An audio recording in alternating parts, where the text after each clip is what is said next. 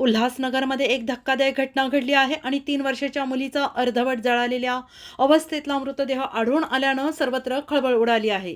Ulhasnagar camp नगर 3 मधील ओटी section परिसरात राहणारी 3 वर्षांची चिमुकली ही 18 तारखेला बेपत्ता झाली होती आणि त्यानंतर पोलीस ठाण्यात तक्रार दाखल करण्यात आली होती.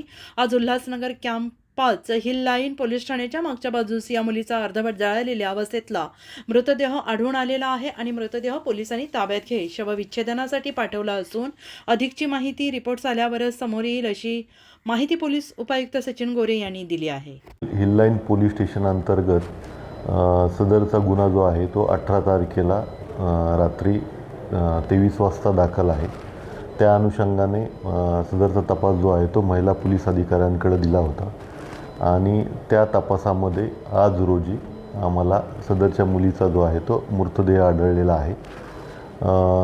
त्या अनुषंगाने आम्ही पोलीस स्टेशनचं DB पथक, क्राईम ब्रांच आणि पूर्ण झोनमधले जे इतर अधिकारी आहेत यांच्या अनुषंगाने पुढील तपास करत आहोत. सध्या जो मृतदेह आहे तो PM साठी आपण पाठवत आहोत.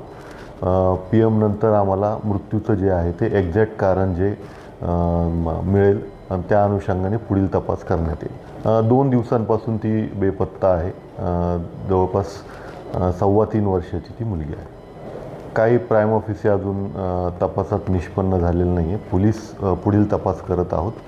तपासामध्ये ज्या गोष्टी निष्पन्न होतील त्या अनुषंगाने पुढे आपल्याला सविस्तर माहिती देण्यात सध्या इन्क्वेस्ट बाकी आहे. इन्क्वेस्ट झाल्यानंतर तपासामधले ज्या गोष्टी आहेत त्या तुम्हाला सविस्तर सांगण्यात येतील.